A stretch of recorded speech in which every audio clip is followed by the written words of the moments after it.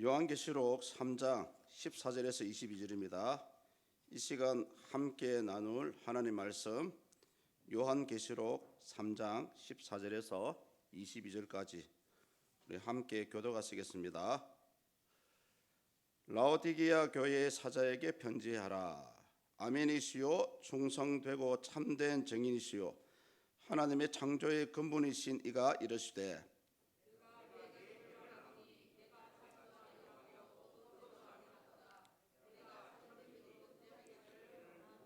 내가 이같이 미지근하여 뜨겁지도 아니하고 차지도 아니하니 내 입에서 너를 토하여 버리리라.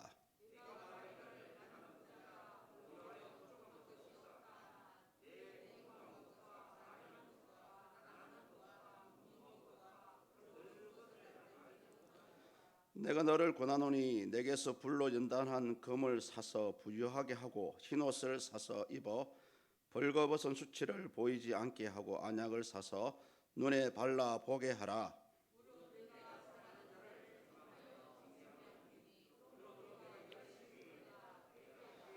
볼지어다 내가 문 밖에 서서 두드리노니 누구든지 내 음성을 듣고 문을 열며 내가 그에게로 들어가 그와 더불어 먹고 그는 나와 더불어 먹으리라.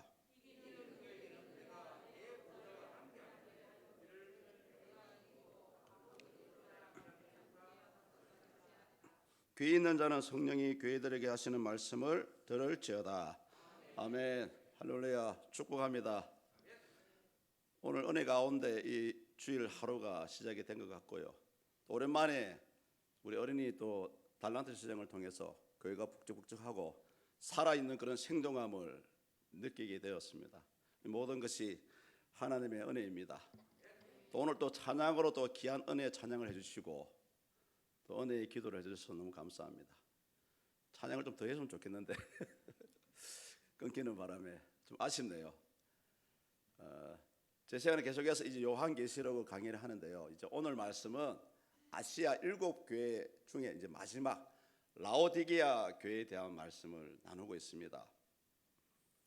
우리가 이 본문을 나누기에 앞서 가지고 이 아시아 7교회를 그 당시의 교회에 대한 상황과 상태를 지적하는 말씀입니다만은 오늘날 저와 여러분들도 이 아시아 7교회와 같은 그러한 삶을 다양하게 살아가고 있다는 것을 기억하시고 이 말씀을 들으면 조금 더 우리 마음에 와닿지 않나 생각이 되어집니다. 실질적으로 어느 목사님은 그래요. 우리 사람 속에 아시아 7교회와 같은 그런 좋고 나쁨의 모든 성질을 다 가지고 있다라고 얘기를 합니다. 오늘 라오디게아 교회 같은 경우는 어쩌면은 부족함이 없는 교회예요.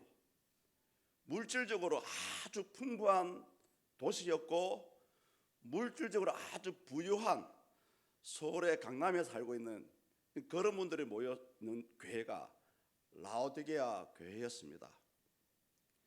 그런데 이분들이 돈이 많은 게 죄가 아니었고요. 돈이 많은 게 문제가 아니었는데 돈이 많다 보니까 우리의 영적 상태도 우리의 신앙의 상태도 아주 좋다라고 착각을 하고 있었다는 거죠.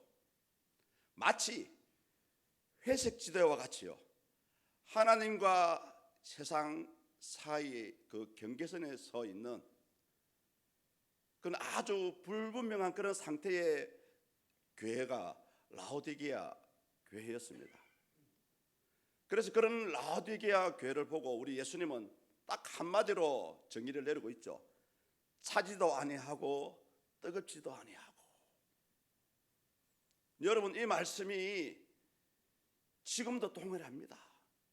지금도 예수님은 우리에게 이런 말씀을 하고 계세요. 저는 이 말씀을 준비하면서 굉장히 이 인생을 사랑하시는 우리 예수님의 마음을 느꼈습니다. 뒤에 가면 제가 설명을 드리겠지만은 어쨌든 이 라오디게아 교회는 물질적으로는 풍부했고 풍요했지만은 실상 그 사람들의 내면 속에는 아주 썩을 대로 썩어 있었고요. 죽을 대로 죽어가고 있었습니다. 우리는 이 부분을 통해서 과연 우리가 믿는 자라면 오늘 어떠한 삶의 모습으로, 어떠한 삶의 패턴으로 살아야 될까라고 한번 고민해보는 그런 시간이 되었으면 좋겠습니다. 저의 희망사항은 뭐냐 하면은 여러분의 삶의 패턴이요, 집, 회사, 교회, 집, 회사, 교회 이렇게만 되었으면 좋겠어요. 물론 쉽지는 않겠죠. 라오디게아 교회는 대단히 큰 재력을 보유한 도시였습니다. AD 60년에 보면 역사적으로 AD 60년에 커다란 지진이 이 도시에 일어났어요. 도시가 완전히 무너져 내렸습니다.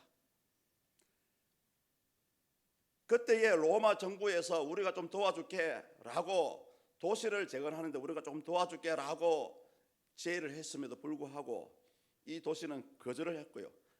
자신들의 힘으로, 자신들의 재력으로 이 도시가 다시금 재건되었고요. 그 정도로 돈이 많았습니다.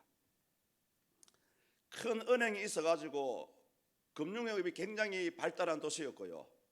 시민들은 그 검은 양보로 만든 옷을 팔아가지고 대부분의 사람들이 다 부자들이었습니다.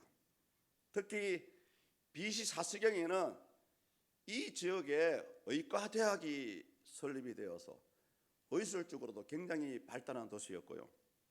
부르기아 안약이라 해서 그곳에서 만들어진 안약이 굉장히 그 유럽 지역에 상당히 인기를 끌었던 그런 안약이었습니다. 아울러서 이 라오디게아 교회 역시요, 굉장히 좀 어떻게 보면 좀 순탄한 교회였어요. 그 라오디게아 교회에서도 우리 기독교를 박해했던 유대인들이 많이 살았습니다. 그런데 신기한 것은 이 곳만은, 이 교회만은 유대인들과 다툼이 없었다라고 얘기를 하고요. 이 라오디게아 교회 같은 경우는 특히 바울이 복음을 전하기 전에 이미 교회가 세워졌던 지역이었어요. 골로새서 4장에 보시면은 라오디게아 교회가 잠시 언급이 되고 있습니다.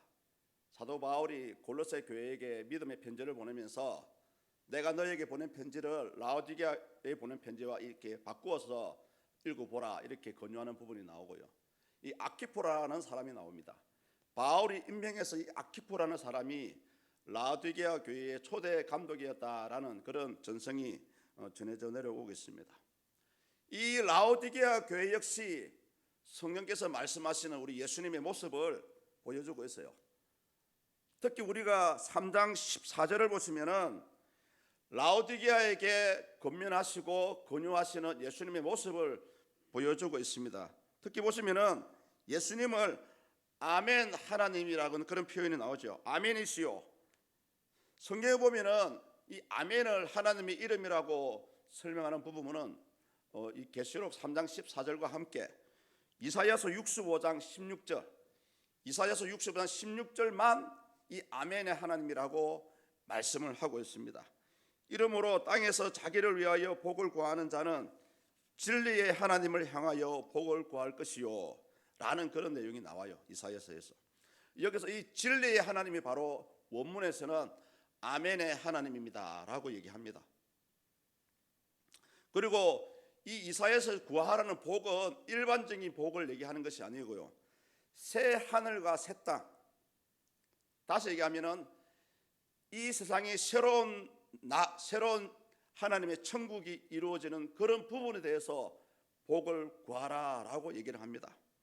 이렇게 사도 요한이 라오디게아 교회에게 예수님의 모습을 아멘의 하나님이라고 소개하는 것은 결국은 이 요한계시록 책 자체가 나아가는 방향을 제시하고 있는 겁니다. 요한계시록은 다시 오실 예수 그리스도를 예언하고 있고요, 다시 이 땅에 임하실 하나님의 나라 새 예루살렘에 대해서 얘기합니다. 그래서 이 오늘 사도 요한은 라오디게아 교회에게 이 얘기를 해주고 싶은 거예요. 다시 오실 예수님의 역사가 있을 것인데 그때를 준비를 합시다라는 그런 제안을 하고 있습니다. 그래서 이 부분을 보시면은 물질적으로 풍요했고 그나마 나름대로 교회가 안정적이었지만은 우리 예수님이 보시기에는 차지도 않고 뜨겁지도 않는 그런 모습들이 나타나고 있었습니다. 우리는 이 부분에 대해서 과연 어떠한 삶의 패턴으로 이 땅의 삶을 살아갈까라는 부분에 대해서 한번 생각해 볼 수가 있습니다. 가장 첫 번째, 라오디게아 교회가 살아왔던 삶의 패턴은 이렇습니다. 차지도 않고 뜨겁지도 않은 모습이었죠. 우리 본문 15절에 나오거든요. 다 같이 한번 읽어보시겠습니다. 내가 내 행위를 아노니 내가 차지도 아니하고 뜨겁지도 아니하도다. 내가 차든지 뜨겁든지 하기를 원하노라. 아멘. 우리 예수님 이 말씀이 뭐냐, 한마디로 이런 거예요. 어정쩡한 신앙생활, 하나님과 세상 사이에 양다리 걸치는 모습들, 이것이 싫다는 거죠. 이 본문에서 차지도라는 말은요, 일반적인 차갑다는 말보다는 아주 차가운 것을 얘기하고요, 뜨겁다라는 것은 마치 물이 끓듯이 그런 아주 뜨거움을 얘기합니다. 한마디로 우리 신자의 삶의 모습은 우리 경상도 말로 하면 이거죠. 이왕 믿으려면 잘 믿어라. 한번 잘 믿어보자, 이런 말입니다. 당시 라오디게아 교회는 굉장히 미지근한 그런 신앙의 삶을 살고 있었습니다. 라오디게아 근처에 가보면 북쪽으로는 히에라볼리라는 도시가 있고요, 동쪽에는 골로세라는 도시가 있습니다. 히에라볼리에는 아주 뜨거운 온천수가 나오고 있었고요, 또 골로세라는 지역에는 아주 차가운 우물이 있는 그런 지역이었습니다. 라오디게아 이 도시는 위치적으로 물을 전혀 구할 수 없는 도시였습니다. 그러다 보니까 히에라볼리 쪽에서 뜨거운 온천수를 수도관을 통해서 공급을 받았고요, 동쪽 한 16km 지점에 있는 골로세라는 지역으로부터 차가운 그 우물의 물을 이 공급을 받았다라고 얘기합니다. 그런데 이 긴 거리를 수도관을 통해서 공급을 받다 보니까 아무리 뜨거운 온천수라도 도중에 이제 식어버리는 거예요. 그리고 아주 차가운 우물물도 오다 보니까 수도관을 통해서 더러워지는 그런 상태였다고 합니다. 그러다 보니까 이 라오디게아에서 그러한 물을 먹으려고 할 때는 상당히 미지근하다 보니까 식수로 사용하기가 힘들었습니다. 이 당시 사람들의 이 물에 대한 가치관이 뭐냐 하면은, 사람 몸에 좋은 물은 아주 뜨거운 그런 물이 사람 몸에 좋고요, 때로는 아주 차가운 우물물도 사람 몸에 좋다라는 그런 생각을 가지고 있었습니다. 그런데 이 미지근한 물을 공급을 받다 보니까 대부분의 사람들이 이 물을 마시다가 다 퇴해버리는 거예요. 마찬가지입니다.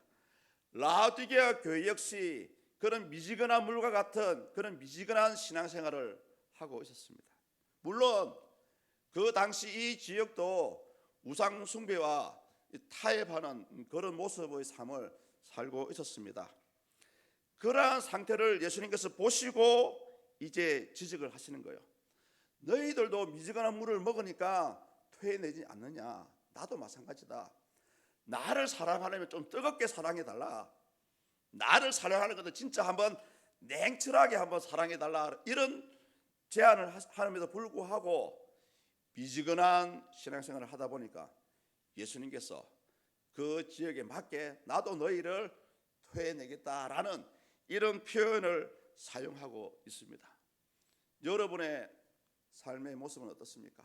혹시 미지근하지는 않나요? 혹시 이러한 삶을 아직도 살고 계신 분이 계신다면 하루라도 빨리 아주 차갑든지 아주 뜨거운 신앙의 삶을 살아가기를 축복합니다. 다음으로 이 라오디게아 사람들의 삶의 패턴은 물질의 풍요로 인하여 부족함이 없다는 그런 모습이었습니다. 원래 기본적으로 사람이 돈이 많으면요 게을러지게 되었습니다. 본문 17절을 제가 한번 읽어드려 보겠습니다. 내가 말하기를 나는 부자라 부유하여 부족한 것이 없다 하나 내 공고한 것과 가련한 것과 가난한 것과 눈먼 것과 벌거벗은 것을 알지 못하는도다. 그런데 여러분, 이 말씀을 보고 여러분 오해하시면 안 돼요. 이 구절은 부자가 무조건 나쁘다라는 그런 일방적인 말씀을 하고 있는 것이 아닙니다. 실질적으로 그 당시 라오디게아 교인들 모두가 다 부자였어요. 구약에 보시면은 이 부자의 개념은 뭐냐 하면은 하나님을 잘 믿은 사람이 복을 받아서 부자가 된다라는 그런 사상의 내용들이 많이 있습니다. 또 실질적으로 유대인들도 그 하나님의 복 이꼬로 부자 물질이다라는 그런 사상을 가지고 있었어요. 오늘도 마찬가지입니다. 저와 여러분들은 하나님을 뭐라 부릅니까? 복의 근원이신 하나님. 진짜 꼭 예수님을 믿어서 잘 되었다는 말이 아니고요, 우리가 복의 근원이신 하나님을 믿는 자라면은 잘 되는 것이 당연합니다. 진짜 여러분, 아주 극단적으로 표현하면은 이렇게도 생각할 수 있어요. 내가 복의 근원에서 하나님을 믿고 있는데 내 삶은 왜 요 모양 요 꼴이냐? 그거는 사실은 내가 문제가 있는 거예요. 우리 하나님은 지금도 당신의 택한 자들은 어찌됐든 잘 되기를 바라고 계십니다. 오전에 우리 목사님 말씀하셨지 않습니까? 창세기 1장 28절 말씀 다 그대로예요. 생육하고 번성하고 땅을 정복하고 땅을 차지하고 다스려. 막말로 또 극단적으로 표현해 볼까요? 물질이 좀 풍요해야 뭘 좀 도울 수가 있죠. 그래서 여러분, 절대적으로 오늘 이 부분은 라오디게아 교회 사람들도 돈이 많았기 때문에 하나님의 지적을 받은 게 아니었어요. 문제는 뭐냐 하면은 내가 돈이 많다 보니까 내가 영적으로도 내 신앙적으로도 하나님을 잘 믿고 있구나라는 그런 착각 속에 살고 있었다는 거죠. 한마디로 이제 뭐 부족한 것이 없으니까 이제 걱정도 없고 좋다, 이런 부분에 대해서 예수님께서 지적하고 있는 내용이에요. 우리가 성경적으로 비춰봤을 때 하나님 앞에 부족함이 없다는 것은 여러분 사실은 교만입니다. 그리고 막말로 부족함이 없는 사람은 굳이 하나님이 필요 있습니까? 오늘 이것을 예수님은 짚고 있는 겁니다. 라오디게아 교인들이 하나님을 잘 섬겨서 부자가 된 거 좋아, that's okay. 그렇지만 부자라 해서 영적으로도 잘 믿고 있다는 그 착각은 잘못이라는 거죠. 이 부분에 대해서 호세아서 12장 8절 이렇게 얘기합니다. 우리 다 같이 한번 읽어볼까요? 화면 됩니까? 시작. 에브라임이 말하기를 나는 실로 부자라.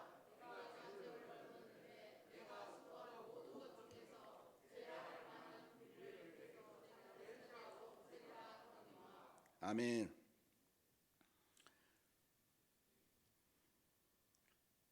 물질적으로 풍요를 누린다 해서 내가 하나님을 잘 섬기고 있다라는 부분은 사실은 착각입니다. 오늘 예수님도 그 부분을 지적을 하고 있어요.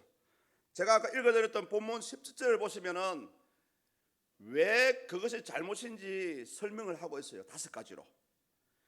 너희가 물질로 풍요할지 몰라도 실상은 공고하고 가련하고 가난하고 눈물고 벌거벗었다라고 설명을 하고 계십니다. 사실은 이 5가지 표현은 그 당시 라오디게아 교회 교인들의 영적인 상태였습니다. 내면의 상태였어요. 여러분, 공고하다는 말 말씀하시죠? 그 당시 라오디게아 교회는 아주 지진이 많았고요, 전쟁이 많았습니다. 그러다 보니까 그런 끔찍한 재앙들 때문에 고통을 당하고 있는 모습, 그런 모습이 바로 여러분 공고입니다. 특히 가난하다는 말은 물질적으로는 풍요할지 몰라도 실제적으로 그 마음속에는 영적인 빈곤의 상태라는 거죠. 우리가 예수 믿는 사람이라면 저와 여러분 마음속에 하나님의 말씀으로 가득 차야 됩니다. 소망으로 가득 차야 되고요. 지금은 우리 형편이 용모양 용꼴이라 할지라도 언젠가는 하나님 지구명의 뱃들날을 주실 것입니다 하는 그런 소망을 가지고 살아가야 됩니다. 이런 마음이 없다면 지금 여러분은 영적인 빈곤 상태에 있습니다. 특히 눈멀었다는 말씀이 나오죠. 예수님을 믿어 잘 살아가고 있는 것 같은데 실상은 자신의 본 모습을 쳐다보지 못한다라는 것을 얘기합니다. 우리가 잘 알고 있는 벌거벗은 임금님 동화를 아시죠? 아주 멋진 옷을 입혀드렸는데 실상은 벌거벗었어요.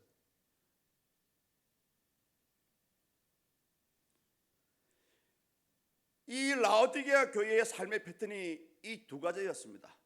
차지도 않고 뜨겁지도 않고 부유한 것 같은데 영적으로 가난한 상태였습니다. 그런데 신기한 것은 이런 교회를 향해서 우리 예수님께서 그래도 삶을 회복할 수 있는 삶의 패턴을 되돌릴 수 있는 방법을 제안을 하세요. 18절입니다. 우리 다 같이 한번 읽습니다. 내가 너를 권하노니 내게서 불로 연단한 금을 사서 부유하게 하고 흰옷을 사서 입어 벌거벗은 수치를 보이지 않게 하고 안약을 사서 눈에 발라 보게 하라. 아멘. 우리 하나님은 택한 자를 때로는 책망하시고 징계하시고 한 곳으로 몰아가는 그런 부분도 있지만 사실은 그 몰아가는 가운데도 벗어날 길을 예비해 놓으셨어요. 이 라오디게아 교회도 마찬가지입니다. 불로 연단한 금을 사라고 얘기합니다. 여러분, 불로 연단한 금이 무엇입니까? 베드로전서 1장 7절에 우리에게 가르쳐주고 있습니다. 제가 한번 읽어볼까요? 너의 믿음의 확실함은 불로 연단하여도 없어질 금보다 더 귀하여 예수 그리스도께서 나타났을 때에 칭찬과 영광과 존귀를 얻게 할 것이니라. 아멘. 바로 여러분 믿음의 확실함입니다. 사람은 하나님을 볼 수가 없습니다. 우리의 눈으로서는 예수님을 볼 수 없어요. 그런데 많은 사람들이 자꾸 이 하나님에 대해서 내 생각대로 내 이성으로만 판단하고 바라보려고 합니다. 한번 예수님의 살아계심을 체험을 하셨다면, 성령의 뜨거운 역사를 체험하셨다면 이제는 여러분 마음을 바꾸시면 안 됩니다.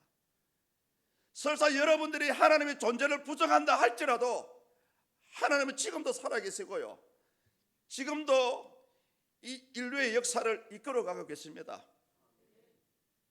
바로 그겁니다. 믿음의 확실한 가운데 서라는 거죠. 특히 불로 연단했다는 것은 모든 불순물을 제거한 이 신앙의 순결을 얘기합니다. 순전한 믿음을 우리 하나님은 요구하세요. 사실은 하나님이 자기의 택한 자에게 물질을 요구하지 않습니다. 사실은 여러분,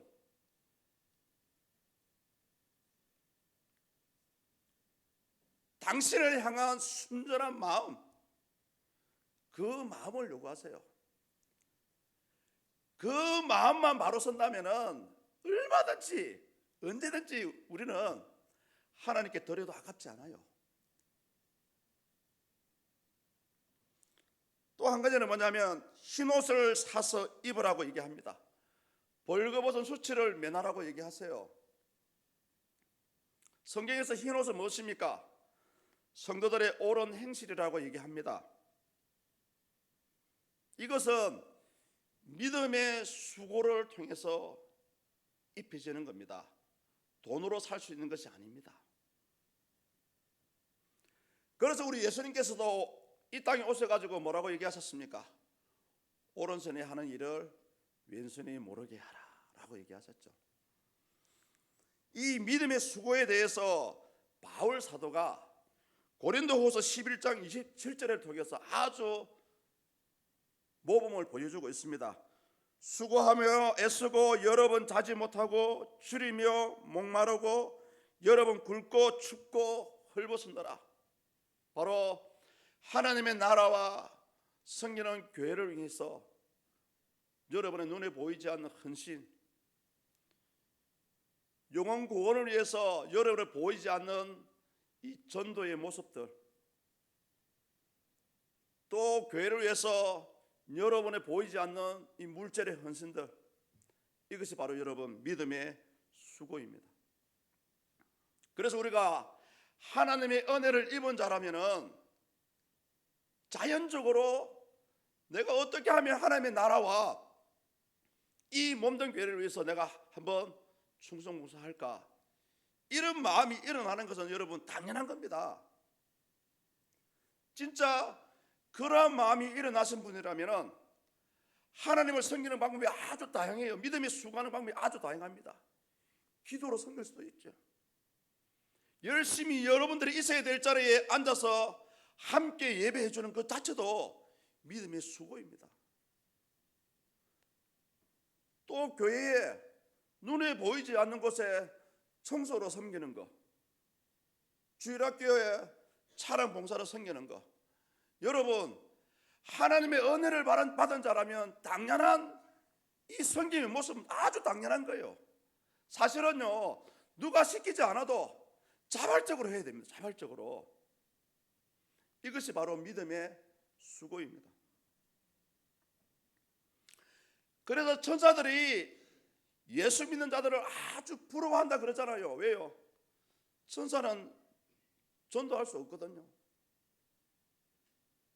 아울러서 믿음의 성도들이 감사하는 마음으로 올려드리는 찬양을 그렇게 부러워하지 않습니까? 여러분이 드리는 찬양을 하늘의 천사가 화답한다고 얘기합니다. 마지막 안양을 사서 눈에 발라라고 얘기합니다. 당시 이 라오디게아 교회는 자신들이 벌거벗었다는 사실을 깨닫지 못하고 있었습니다. 영적으로 눈이 감겨져 있었어요. 그래서 부르기아 안약이 아주 유명한 안약이 그 도시에서 나왔습니다. 그런 것처럼 이 안약을 사서 발라라고 얘기합니다. 우리 예수님께서도 이 땅에 오셔가지고 요한복음 9장 39절에서 당신이 하나님이 보내신 자이고 메시아이시고 구원자라는 사실을 얼마나 많은 모습들을 통해서 보여줬습니까? 안전병기를 일으키시고 눈먼 자를 눈을 뜨게 하고, 이 메시아를 알아보지 못했던 유대인들에게 이렇게 말씀하셨습니다. 예수께서 이르시되 내가 심판하러 이 세상에 왔으니 보지 못하는 자들은 보게 하고 보는 자들은 맹인이 되게 하려 함이라 하시니라. 아멘. 그래서 우리는 날마다 하나님을 볼 수가 있어야 됩니다. 날마다 예수 그리스도의 임재를 볼 수 있어야 됩니다. 못 보세요? 못 느끼십니까? 사람을 쳐다보지 마시고요, 사람의 힘을 통해서 전해지는 하나님의 말씀에 귀를 기울여 보십시오. 우리가 하나님의 존재를 가장 확실하게 증거하고 자랑할 수 있는 것은 성경 말씀입니다. 우리는 성경 말씀 속에서 하나님을 바라보는 거예요. 하나님의 존재를 인식하는 겁니다. 다른 거 없어요. 솔직히 죽은 자가 옆에서 살아난다 할지라도 그런 기적을 설사 제가 펼친다 해도요, 안 믿는 사람은 안 믿어요. 오로지 우리 신자라면 오로지 붙을 수 있는 것은 하나님의 말씀뿐입니다. 이렇게 예수님께서 회복의 길을 세 가지로 제시하셨습니다마는 그 제시한 이유가 있어요. 목적이 있습니다. 오늘 본문의 결론에 해당하는 부분인데요, 본문 19절 말씀입니다. 다 같이 읽습니다. 물은 내가 사랑하는 자를 책망하여 징계하노니 그러므로 내가 열심을 내라 회개하라. 아멘. 저는 오늘 이 부분에서 한마디 말씀만 가지고 나왔습니다. 열심. 이 열심을 헬라어에서는 젤로에라고 얘기합니다. 젤로에. 다른 말이 아니고요, 이런 말입니다. 집중하라. 관심을 가지라.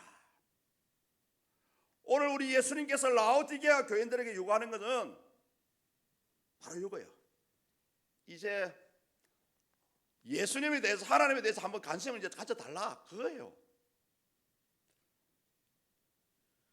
예수 믿는 본질이 여러분 뭡니까? 바로 하나님 아닙니까? 예수님 아닙니까? 많은 신자들이 이 본질은 제껴놓고 자꾸 엉뚱한 것만 찾아가는 거예요. 엉뚱한 일만 쳐다보는 거예요. 그래서 예수님께서 라오디게아 교회에게 이제는 관심을 좀 가져줘라. 예수님에 대해서 얼마나 예수님께서 당신이 택한 자들의 사랑을 받고 싶어 하는지 여러분 본문 20절을 보십시오. 예수님이 여러분을 사랑하고 여러분의 관심을 기대하는 구절이 바로 20절입니다. 볼지어다 내가 문 밖에 서서 두드리노니 누구든지 내 음성을 듣고 문을 열면 내가 그에게로 들어가 그와 더불어 먹고 그는 나와 더불어 먹으리라. 아멘. 여러분, 우리 하나님은, 우리 예수님은 여러분이 필요할 때만 응답하시는 분이 아닙니다. 여러분이 필요할 때만 찾는 분이 아니에요. 내가 필요할 때 예수님 도와주세요 라고 도움받고 던져버리는 그런 분이 아닙니다. 오늘 많은 분들이 이 20절 말씀 오해를 해요. 오해를. 이 말씀을 왜 주셨냐면 이제는 나와 함께 같이 동행하자, 바로 그 말이에요. 필요할 때만 교회 나와서 눈물 찔찔 흘리면서 주여 도와주세요 라고 하지 말고 이제는 평상시에 24시간 1년 365일 여러분이 죽을 때까지 우리 예수님은 함께 하시기를 원하십니다. 오늘 라오디게아 교회에게도 이 말씀을 하시는 거예요. 돈 많다고 착각하지 말고 예수님 잘 먹고 있다고 오해하지 말고 이제는 진짜 본질에 대해서 성경에 이런 말씀 있지 않습니까? 믿음으로 하지 않는 모든 것이 죄라고 얘기합니다. 본질을 바로 붙잡아 놓고 해야 돼요. 여러분, 교회를 섬기고 봉사하고 헌신하는 것도 여러분 본질과의 관계, 예수님과의 관계가 회복된 다음에 드려야 됩니다. 그것이 온전한 기도가 되고요, 그것이 온전한 예배가 됩니다. 그런 삶을 살지 못하니까 예수님께서 안타까워서 그러잖아요. 너희가 와서 예배는 드리는 것 같은데, 기도는 하는 것 같은데, 물질을 드리는 것 같은데 성전 마당만 밟고 간다. 그렇게 안타까워하십니다. 지금도 우리 예수님께서. 우리 예수님은 절대적으로 여러분을 가난하게 하고 힘들게 하고 악하게 하고 멸망시키는 분이 아니고요, 그 반대예요. 주고 싶어 합니다. 여러분을 사랑하고 싶어 하고요, 여러분이 필요한 것을 주고 싶어 하세요. 문을 열어놓았는데 받아가지를 못하는 거예요. 우리 예수님께서 얼마나 안타까워했으면 여러분의 마음을 두드린다 하는 거예요. 바로 그겁니다. 우리의 마음을 두드리는 것이 이제는 본질을 좀 봐달라. 자꾸 하나님한테만 주세요 주세요 달라고만 하지 말고 이제는 진짜 예수님을 한번 사랑해봐라 그 말이죠. 이제 말씀을 정리해 보겠습니다. 아시아 7교회 우리가 7주에 이어서 하나님의 말씀을 들어봤습니다. 에베소 교회는 인내하고 수고했지만은 첫사랑을 버렸어요. 스무나 교회는 비록 환난 때문에 궁핍했지만은 영적으로 부유한 교회였습니다. 칭찬을 받았어요. 버가모 교회는 그래도 순교를 했지만은 발람의 교훈을 따랐던 교회입니다. 두아디라 교회는 처음보다 나중 행위가 좋았지만은 우상 숭배하는 이세벨을 용납하였어요. 사대 교회는 주님과 동행하는 삶을 살았지만은 진짜 영적인 생명력을 잃었습니다. 오늘 이 라오디게아 교회와 같이 본질을 놓쳤다는 거죠. 지난 시간 했던 이 빌라델비아 교회는 작은 능력을 가졌지만 생명의 말씀을 붙들어서 유일하게 스무나 교회와 함께 칭찬만 받았던 교회입니다. 오늘 이 라오디게아 교회는 물질적으로는 풍족합니다. 아무 걱정이 없는 것 같아 실상은 그들의 신앙이 병이 들었습니다. 사랑하는 성도님들, 이 아시아 7교회의 모습이 그때의 교회의 모습도 맞지만은 오늘 이 말씀을 주신 것은 오늘을 살아가고 있는 우리 신자들이 그 누구도 예외 없이 이런 7가지 종류의 삶을 지금도 살아가고 있고 반복하고 있고 때로는 절망하고 세상에 내려가기도 하고 본질을 찾지 못하고 방황하고 힘들어하고 있다는 것입니다. 사랑하는 성도님들, 아무쪼록 칭찬만 받았던 스무나 빌라델비아 교회와 같이 영적으로 부유하시고요, 생명의 말씀을 붙들 수 있기를 축복합니다. 특히 오늘 이 한 가지만 기억하십시오. 라오디게아 교회에 주시는 말씀은 이제는 여러분이 믿는 그 신앙에 한번 집중해 보십시오. 우리를 구원하신 예수 그리스도에 한번 집중해 달라는 겁니다. 우리 하나님은 지금도, 우리 예수님은 지금도 도리어 여러분들이 예수님의 마음을 두드려 주기를 원해요.